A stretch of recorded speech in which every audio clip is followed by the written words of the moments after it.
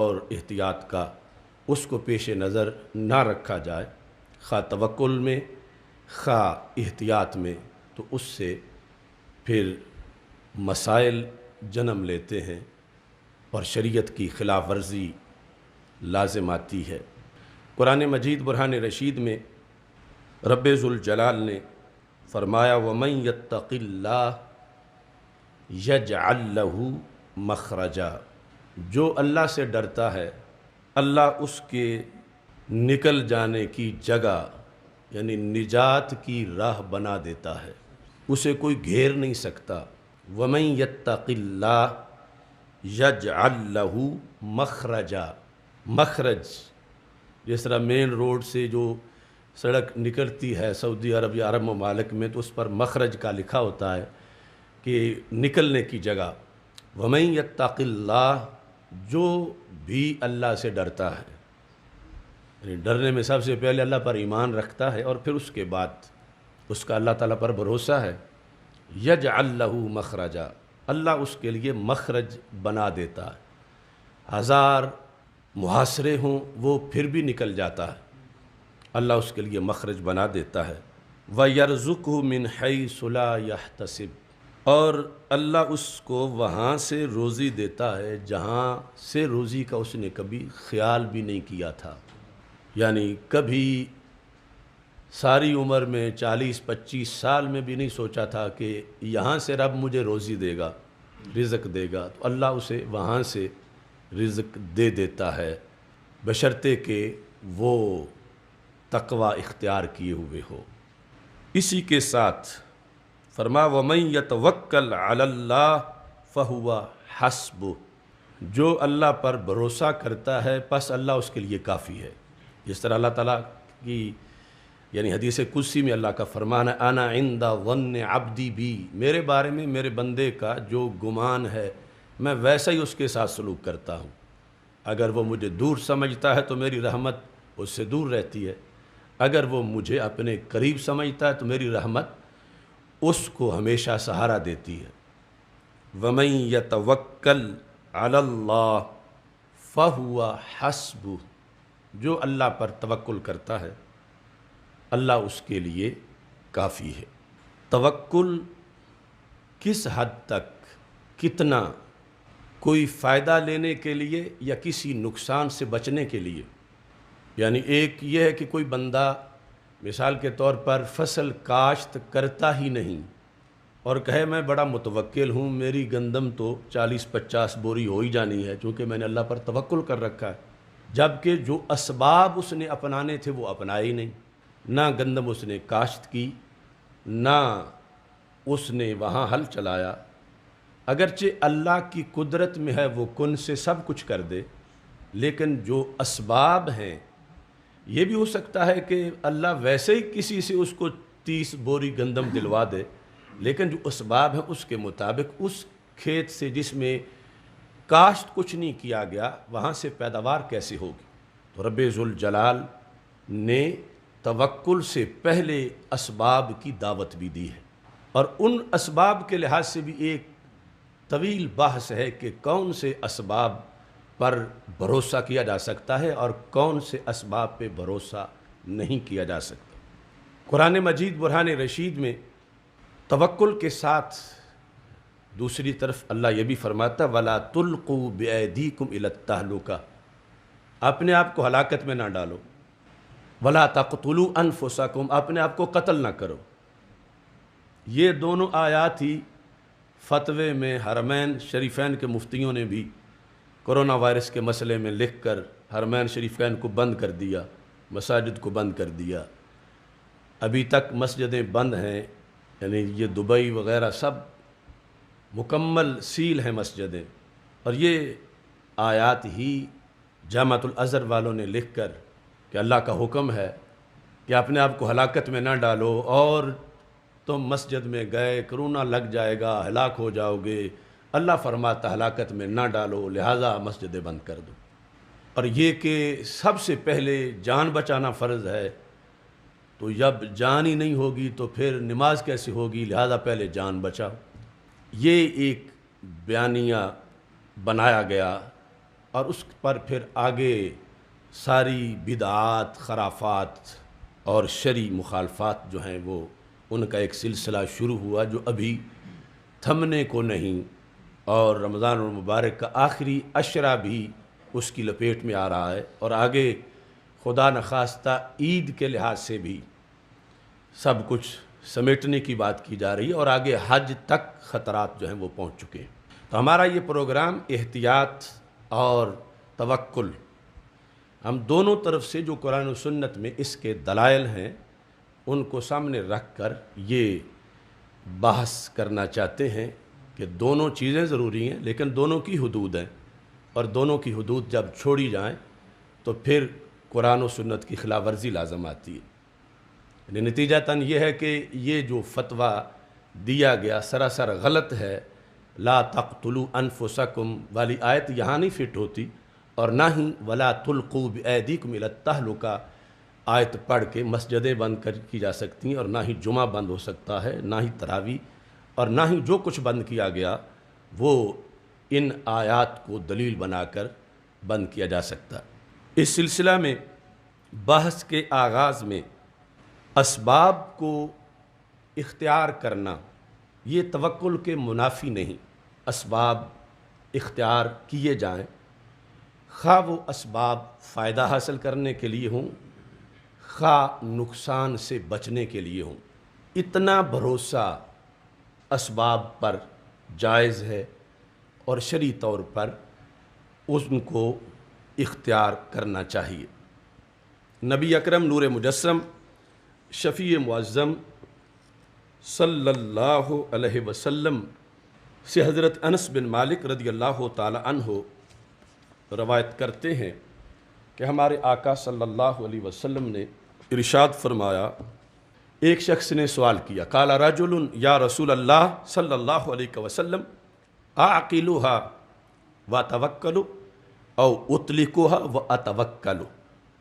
جامع ترمذی میں یہ حدیث شریف موجود ہے۔ صحابی نے کہا جب توکل کا سبق سرکار دو عالم صلی اللہ علیہ وسلم سے پڑھا تو کہا کہ میں اونٹنی کو باندھ کے پھر توکل کروں یا کھلی چھوڑ کے توکل کر لوں؟ اعقلو کہا، اعقلوہا کا مطلب یہ ہے کہ وہ رسی، وہ سنگلی جو اس کو بھاگنے سے روکتی ہے، ڈنگا اس کو ماروں، اس کو کسی قلعے کے ساتھ باندھوں، باندھ کے تو پھر اللہ پر توکل کروں کہ اب یہ نہیں جائے گی، یا باندھے بغیر ہی میں توکل کروں؟ تو نبی اکرم صلی اللہ علیہ وسلم نے فرمایا عاقلھا وتوکل، پہلے اسے باندھو اور پھر توکل کرو۔ عاقلھا وتوکل یعنی اس کے اندر امر کے صیغے میں پڑھیں گے، باب افعال نہیں بلکہ مجرد اعقلھا وتوکل، اسے باندھو، ڈنگا مارو یا جیسے بھی، اور پھر ساتھ توکل کرو۔ اب کائنات کے سب سے بڑے متوکل سید المرسلین حضرت محمد مصطفیٰ صلی اللہ علیہ وسلم ہیں، اور آپ صرف نگاہ فرما دیں یا کسی امتی کو یہ فرما دیں کہ تیری اونٹنی کہیں نہیں جائے گی تو وہ کہیں نہیں جا سکتی، بلکہ نسل در نسل آج تک بھی اس شخص کی اولاد کی اونٹنی بھی کہیں نہیں جا سکتی تھی اگر سرکار فرماتے۔ لیکن یہ ایک طریقہ رائج کرنا تھا امت کا۔ توکل کا یہ مطلب ہے کہ خنجر تیز رکھ اپنا، پھر انجام اس کی تیزی کا مقدر کے حوالے کر۔ تو پہلے باندھو اور اس کے بعد توکل کرو، یعنی یہ جو امت کے اندر رائج دستور ہے اس کے لحاظ سے، یعنی اپنی چیزوں کو گھر میں رکھو، دروازہ لگاؤ، دروازے کو تالا لگاؤ، توکل کرو، اسباب کو اختیار کرو۔ نبی اکرم نور مجسم شفیع معظم صلی اللہ علیہ وسلم نے اس سلسلہ میں یعنی نقصان سے بچنے کے لحاظ سے، نقصان کے بچنے کے لحاظ سے توکل کا یہ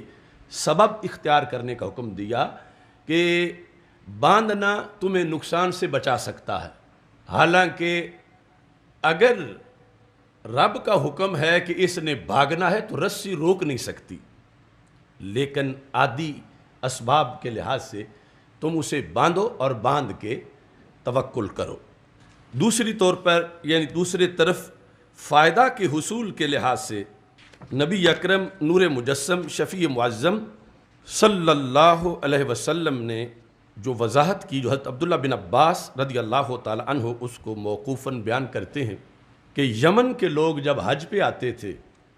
یحجون ولا یتزودون، حج پہ آتے تھے اور وہ زاد راہ ساتھ نہیں لاتے تھے، کہتے تھے ہم متوکل لوگ ہیں، اللہ کے مہمان ہیں، رب نے کھلائی دینا ہے، تو ہم کیوں، یعنی اب تو ہوٹل وغیرہ یا اس وقت تو یہ اسباب بھی نہیں تھے، تو وہ نہ پیسے ساتھ لاتے تھے نہ کھانے پینے کی چیزیں ساتھ لاتے تھے، اور کہتے تھے یہ جو ساتھ لاتے ہیں ان کا تو توکل پورا نہیں، ہمارا تو اللہ پر توکل ہے، جب ہم نکلے ہیں اللہ کے راستے میں حج کے لیے نکلے ہیں تو اللہ نے ہمیں دینا ہی ہے۔ تو نبی اکرم نور مجسم شفیع معظم صلی اللہ علیہ وسلم پر یہ آیت اتری، وَتَزَوَّدُوا فَإِنَّ خَيْرَ الزَّادِ التَّقْوَىٰ، وَتَزَوَّدُوا کہ تم یہ جو راشن ہے، زاد راہ ہے، یہ گھر سے لے کے چلا کرو، یعنی یہ توکل نہیں کہ تم اس حد تک آ جاؤ کہ پھر آگے آ کے مانگنا شروع کر دو۔